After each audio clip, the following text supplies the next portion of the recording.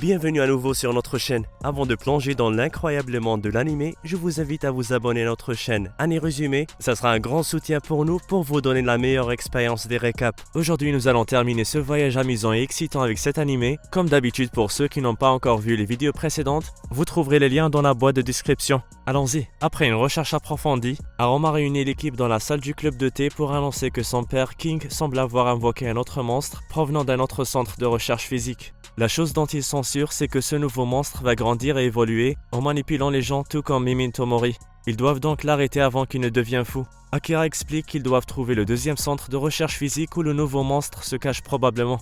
Taiyo et ses amis ainsi que les coéquipiers d'Aroma ont été informés de la situation et sont venus donner un coup de main.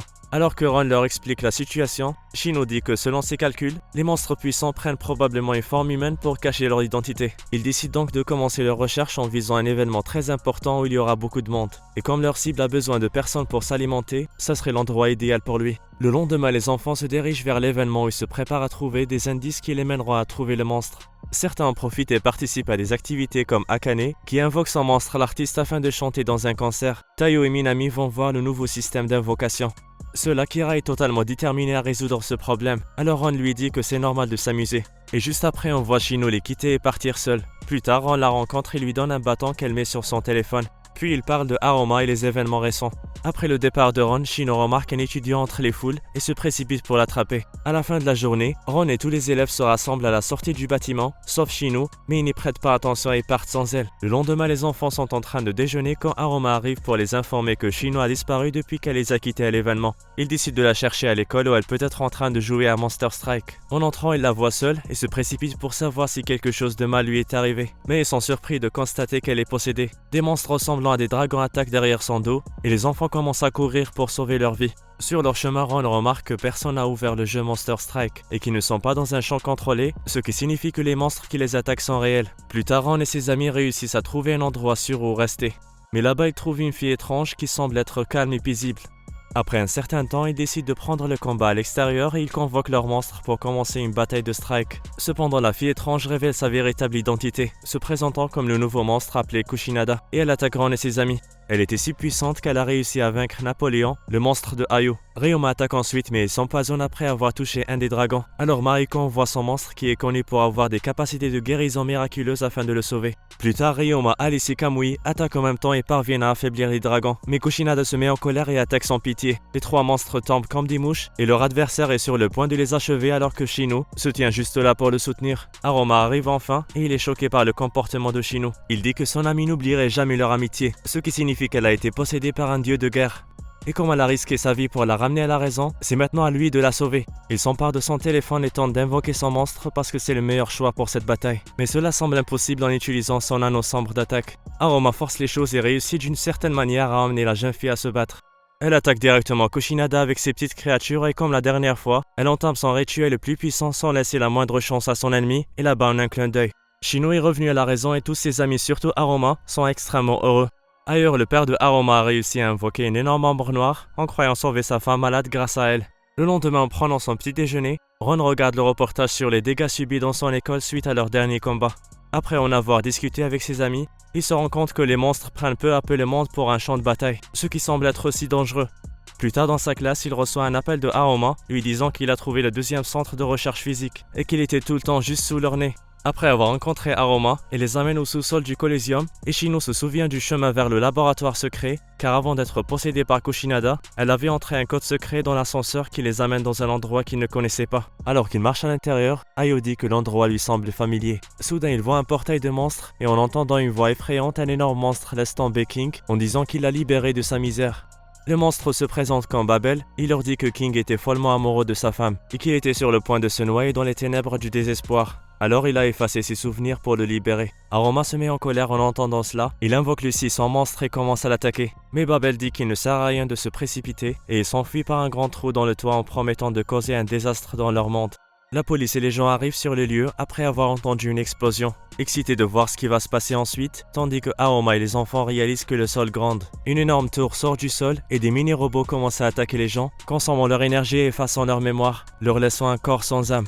Ron et ses amis comprennent ce plan et s'inquiètent pour leurs proches. Ils se précipitent alors pour les examiner, mais il est déjà trop tard. Après un certain temps, les enfants se réunissent à nouveau pour découvrir que Aroma a été renversé et Babel dit qu'il ne se réveillera jamais. Babel lui a volé tous les souvenirs nécessaires pour vivre et bientôt, il oubliera même de respirer. Tout cela dans le but de se venger de Ron. Les joueurs se mettent en colère et commencent une bataille contre lui. Akira dit qu'ils ont battu des ennemis pires que lui, donc il n'y a pas de raison pour qu'il soit faible. Ils sont déterminés à le battre malgré sa force, pour le bien de leur famille, de leurs amis et surtout pour le bien de la mère malade d'Aroma. Babel sous-estime leur puissance, affirmant qu'ils n'ont aucune chance face à lui. Cependant, Ron et ses amis invoquent leur monstre et attaquent tous en même temps. Pendant ce temps, Shino et ses amis protègent Aroma et elle promet qu'elle lui sauvera la vie quoi qu'il arrive. Soudain, Babel l'attaque. Kaoru réussit à la sauver ainsi que Minami, mais Aroma est laissé seul face à son destin. Heureusement, son père saute pour le protéger. Akira bloque le coup et leur ordonne de se renforcer. Quelque part ailleurs, on voit un autre élève, Karma, qui observe Oragon à travers un grand écran en disant que c'est le petit dragon qui lui a volé tout ce qu'il avait de précieux. Sur le champ de bataille, les enfants remarquent que les robots visent Oragon. De retour à Aroma, King dit qu'il est en train de mourir lentement et qu'ils doivent l'emmener dans un endroit sûr. Ron et Oragon révèlent qu'ils ont un plan qui consiste à attirer le monstre pour gagner du temps jusqu'à ce que Aroma et les autres puissent s'échapper. Babel décide de montrer son coup le plus puissant et pour une raison inconnue, Oragon décide de l'affronter seul. Cependant, il ne parvient pas à la bloquer et encaisse le coup. Babel révèle que le dragon va perdre tous les souvenirs qui sont liés à Ron. Les deux commencent à voir une illusion dans laquelle ils se tiennent face à face. Le dragon révèle que c'est un endroit important dans sa mémoire. Il représente l'endroit où ils se sont rencontrés pour la première fois, un souvenir si précieux pour eux. Puis il commence à parler du destin et comment il peut être le résultat des choses qu'ils accomplissent. Parfois le destin n'est pas déjà décidé, il est obtenu et gagné, ce qui signifie que leur destin et la façon dont ils se sont rencontrés n'étaient pas censés être ainsi. Ils se sont choisis et ils ont réussi à garder leur lien fort. De retour à la vie réelle, les deux sont sur le point d'attaquer une dernière fois en espérant survivre afin de créer plus de souvenirs précieux. Les mouvements de Babel sont devenus si prévisibles et il est sur le point de recréer la même attaque. Oragon réveille le dragon en lui et efface l'existence de Babel du monde, l'envoyant en poussière. Karma se montre après cela pour les féliciter de la grande bataille.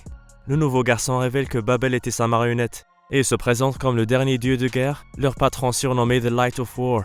Il les amène ensuite dans la bibliothèque des souvenirs appelée Oblivion, où sont stockés les souvenirs et les données de toute l'humanité. Il explique que les mémoires humaines sont représentées par des pierres. Plus les émotions entrelacées avec les souvenirs d'amour et d'amitié sont fortes, plus les pierres brillent.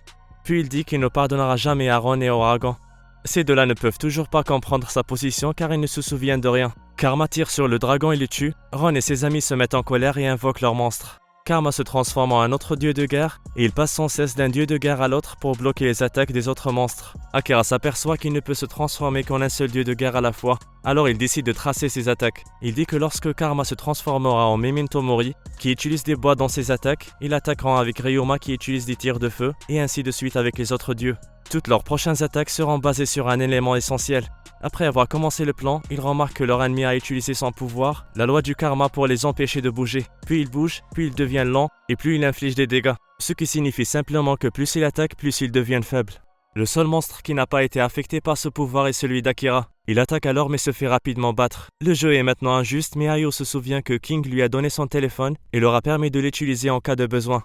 Elle le donne à Akira qui l'utilise parfaitement pour invoquer Yuri. Avec ses flammes divines, elle attaque la bibliothèque et contrôle le pouvoir de Karma et libère par cela les autres monstres. Cependant, en échange, elle s'est infligé des dégâts et a cassé l'anneau d'attaque d'Akira. Maintenant, il est temps pour Ryoma, Napoléon et le monstre de Minami d'attaquer. Karma, une fois de plus, montre son énorme pouvoir, ce qui fait douter les autres de leur capacité. Ron et ses amis unissent leurs efforts et attaquent tous ensemble.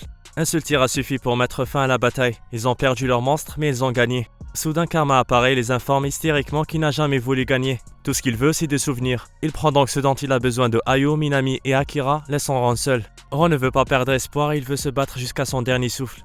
Soudain, Oragon et les autres étudiants apparaissent de nulle part. Le dragon dit qu'après avoir détruit la bibliothèque de l'université, tous les souvenirs ont été libérés et que les rôles ont été inversés. Karma ne peut pas accepter cette défaite, il commence donc à rassembler son énergie pour une explosion massive.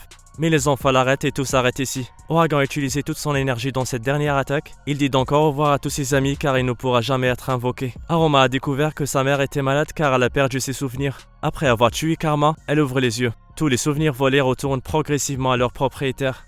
L'histoire se termine ici les amis. J'espère vraiment que vous l'avez apprécié autant que nous. Prenez soin de vos proches et créez des souvenirs aussi brillants que possible. Restez branchés et au revoir.